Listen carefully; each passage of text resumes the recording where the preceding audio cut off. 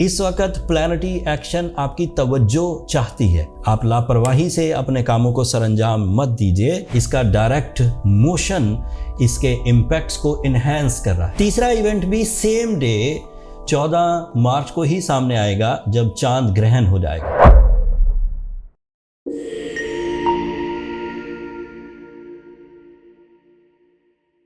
अस्सलाम वालेकुम लिब्राज, मैं हारिस अज़मी प्रोफेशनल एस्ट्रोलॉजर आपकी खिदमत में हाजिर हूँ इस हफ्ते की एस्ट्रोलॉजिकल रिसर्चेस के साथ। ये वीक 9 मार्च से 15 मार्च तक चलेगा और इस वीक में भरपूर टाइप के निज़ाम शमसी के वाक़यात हैं। इन वाक़यात का बहुत असर आपकी रिलेशनशिप्स पर आएगा, जज्बात पर आएगा, प्लान्स पर आएगा, कम्युनिकेशन स्किल्स पर आएगा, लव रिलेशंस पर आएगा। वजूहात क्या हैं वो तफसील बयान करता हूँ। आपके लिए जो पहली ही तब्दीली सामने आएगी जिससे आपके सोचने समझने का अंदाज बदलेगा वो 9 मार्च को होगी। मरकरी अपनी जो उसने साल में 3 से 4 दफ़ा रेट्रोग्रेड होना होता है, उसकी एक नई रेट्रोग्रेशन शुरू होने लगी है। 9 मार्च को मरकरी आपके 7th एंगल पर रेट्रोग्रेड होगा। इसके 2 फायदे हैं और कुछ नुकसानात भी हैं। जो 2 फायदे हैं वो ये कि मरकरी जब रेट्रोग्रेड हो और 7th एंगल पर रेट्रोग्रेड हो फॉर द लिब्राज,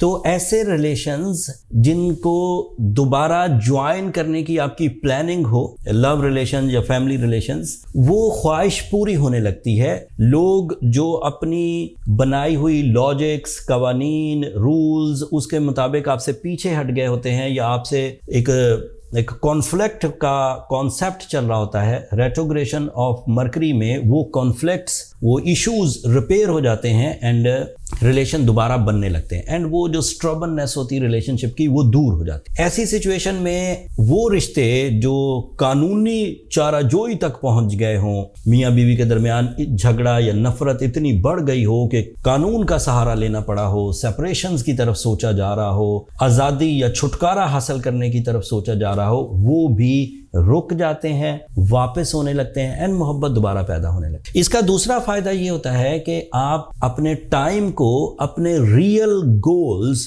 वो जो ट्रू गोल्स हैं आपके, जो आप बनना चाहते हैं, जो आप करना चाहते हैं, जो मकसद ज़िंदगी है, जो मिशंस हैं, जो टारगेट्स हैं, अपना टाइम आप उस पर यूज करने लग जाएंगे। तो ये 2 फायदे हुए। एक, अपने गोल्स को पहचान कर उन पर काम करने में अपना टाइम सर्व करेंगे एंड दूसरा, आपके एक्स या आपकी जो रिलेशनशिप कॉन्फ्लिक्ट्स हैं उनका दूर होने का चांस बन जाता है। जो 2 नुकसान होते हैं उनमें से एक नुकसान है कि अनएक्सपेक्टेड टाइप का एक टेंशन प्रोड्यूस होती है, अनएक्सपेक्टेड टाइप की, जिसमें चलता हुआ काम, रोजमर्रा की जो आपकी रूटीन थी उस काम में भी आपको परफॉर्म करने में थोड़ा इशू फील होता है, थोड़ा ट्रबल फील होती है। इससे आपको काम तो पूरे होते रहेंगे, काम में इश्यूज नहीं आएंगे, लेकिन स्ट्रगल करनी पड़ती है, स्ट्रगल इन्हेंस हो जाती है। जहनी कारकर्दगी या प्रेजेंस ऑफ माइंड या स्पीड ऑफ डिसीजंस डिलेज का शिकार होने लगते हैं। सोच समझकर, जोर लगाकर अपने मामलात को पूरा करने की कोशिश करते हैं, specially in the finance side. और इसका आखिरी जो पॉइंट है जिसमें आपको थोड़ी सी एहतियात बरतने की ज़रूरत है वो ये कि अपने जो रिलेशनशिप साइड्स हैं उनको अहमियत देना आपकी जिम्मेदारी बन जाएगा। आप लापरवाही, गैर जिम्मेदाराना सोच, अनडिसाइसिव बिहेवियर से अपने रिलेशंस को आगे नहीं चला सकेंगे। आपको खुद भी अपने अंदर ऐसी तब्दीलियां लानी होंगी जिन तब्दीलियों को समझते हुए आप अपनी जिम्मेदारियां भी निभाएं और अपने रिलेशनशिप्स को भी आगे लेकर चलें। तो ये एक इवेंट मरकरी की रेट्रोग्रेशन की सूरत में 9 मार्च को आपके सामने आएगा। दूसरा इवेंट आएगा 14 मार्च को। फुल मून होगा, रमज़ान का पूरा चांद है एंड रमज़ान का पूरा चांद यकीनन ह्यूमन इमोशंस में एक बूस्टर प्रोड्यूस करता है जिससे आपकी स्पिरिचुअल स्ट्रेंथ इनहेंस होती है। एंड फुल मून है भी आपके 12th एंगल पर, that is a area of spirituality, that is a area of your believes, आपके तवक्कुल, आपका ट्रस्ट लेवल, आपका मिस्ट्रीज को रिवील करना, लोगों के रवैये समझना, अपनी ज़िंदगी में जो आपने अपने आप को गैर हकीकी कैमोफ्लाज किया हुआ था, अपने आप को आर्टिफिशियली आपने डेवलप किया हुआ था, वो हकीकत में डेवलपमेंट की तरफ जाएगा। तीसरा इवेंट भी सेम डे 14 मार्च को ही सामने आएगा जब चांद ग्रहण हो जाएगा। चांद ग्रहण पाकिस्तान में तो नज़र नहीं आएगा, लेकिन फिर भी उसके कुछ एस्ट्रोलॉजिकल इम्पैक्ट्स आपकी अट्रैक्शन लेवल को स्लो डाउन कर सकते हैं।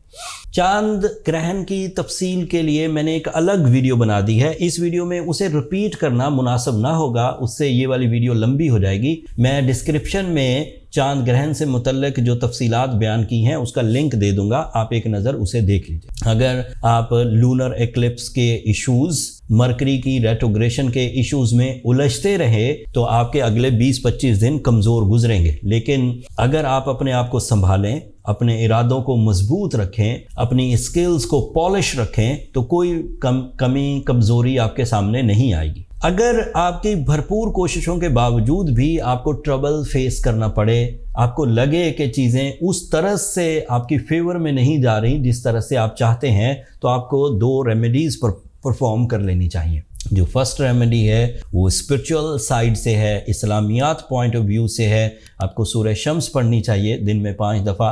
That is more than enough. Ramzan season की बरकत से वैसे ही उसका इम्पैक्ट बहुत हाई होगा। एंड साथ में बीइंग अ लिब्रा, अगर आप रूबी स्टोन पहने, याकूत कहते हैं उर्दू में, और उसके 10 कैरेट पहने और फाइन क्वालिटी रूबी पहने, नेचुरल रूबी, तो इससे आपको बहुत बड़े एडवांटेजेस मिलेंगे। रूबी की बहुत अच्छी किस्में, साउथ अफ्रीकन, बर्मी Ruby, Kashmir Ruby, Afghanistan Ruby, हमने अरेंज करके अपने स्टोर पर लिस्ट कर दी हैं। एंड आजकल रमज़ान में जो साल में एक बड़ा डिस्काउंट हमारे स्टोर पर आता है, 30% लेस प्राइजेस पर, डिस्काउंटेड प्राइजेस पर आपको मिलेंगी। This is the best time to repair your side, to repair your time behaviour with discounted stones and easily availability भी है। जो अच्छी खबरें पिछले हफ्तों से चलती आ रही हैं उनका भी कुछ जिक्र कर दूं आपके लिए। जुपिटर इस वक्त 9th एंगल पर डायरेक्ट है। इसका डायरेक्ट मोशन इसके इम्पैक्ट्स को इन्हेंस कर रहा है, जिसकी वजह से आपका इंटेलेक्चुअल रेट, आपकी संजीदगी, आपकी लर्निंग स्किल्स एंड आपकी हायर अथॉरिटी से कनेक्शंस दीदनी होंगे हाई लेवल्स पर। सो अगर आप इनफिरादी तौर पर कोशिशें कर रहे हैं तब भी, और अगर आप इज्तमाई कोशिशें कर रहे हैं तब भी, आपकी कामयाबी में एक अहम रोल आपकी ज़हनी काबिलियत अदा करेगी। उसकी वजह से रेट्रोग्रेशन ऑफ जुपिटर भी बहुत हद तक मध्यम पड़ जाएगा। लेकिन बहरहाल जुपिटर के डायरेक्ट होने से मरकरी की रेट्रोग्रेशन मध्यम पड़ जाएगी, लेकिन बहरहाल जुपिटर अपने असर दिखाएगा, मरकरी की रेट्रोग्रेशन थोड़ा बहुत अपना इम्पैक्ट डालेगी। So you have to careful. एक और प्लस पॉइंट सुनिए, आपके लिए सूरज इस वक्त 6th एंगल पर है। एंड सूरज 6th एंगल पर हेल्थ को सपोर्ट करता है, इरादों को मजबूत करता है, कॉन्फिडेंस लेवल को सुपर कॉन्फिडेंस में बदल देता है। एंड इसकी वजह से आप ज़्यादा लीडिंग रोल्स पर रहना पसंद करेंगे और रह भी पाएंगे। एक छोटी और बुरी खबर है जो मैं मिस कर गया। पिछले हफ्ते वीनस भी रेट्रोग्रेड हो चुका हुआ है। And Venus is your ruling planet.